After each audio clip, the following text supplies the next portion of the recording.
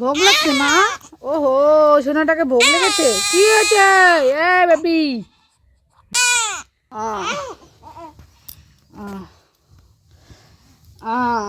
ভোগ লাগছে, ভোগ লাগছে। মাম খাবে, মাম খাবে।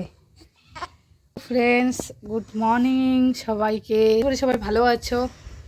ওই যে আমার মেয়ে, আজকে তোমাদেরকে আমি দেখাবো একটা টিপসটা হলো যে বাচ্চাকে মানে খাওয়ানোর পরে ওকে কিন্তু পুরো খিদে লেগেছে, তো আমি তোমাদেরকে এটাই দেখাবো আজকে যে ওকে খাওয়ানোর পরে কিভাবে বাচ্চার একটা নবজাতক শিশুদের ঢেকুর তোলানো আর কি হয়।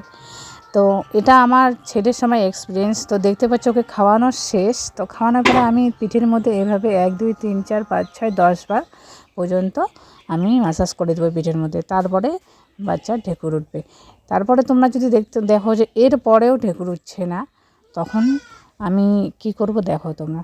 তো এরপরে মানে ঢেকুর ওর উঠছে না কিন্তু, ঠিক আছে। তারপরে আমি এখন ওকে এইভাবে পায়ের মধ্যে মানে উপর করে নেব, ঠিক আছে। উপর করে নেওয়ার পরে পিঠের মধ্যে একটু চাপড় দিয়ে মানে ভালো করে মাসাজ করে দেব।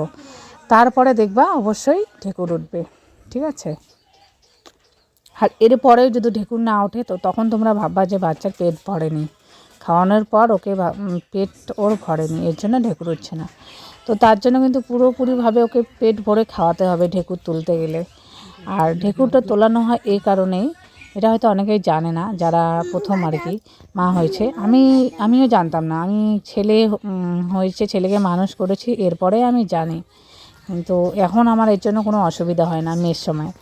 তো ঢেকুরটা তোলানো এটাই যে যাতে তাদের গ্যাসটা বার হয়ে যায়, ভেতরে গ্যাস জমে না থাকে।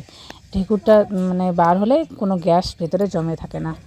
তো আর যদি ঢেকুর না ওঠানো হয় তাহলে অনেক সমস্যায় ভোগে আর কি বেবিরা, পায়খানা করতে, তারপরে পেটের মধ্যে মানে গা মুচড়ামুচড়ি যেরকম করে। তো এটাই তোমাদের সাথে আজকে ছোটো টিপসটা শেয়ার করলাম।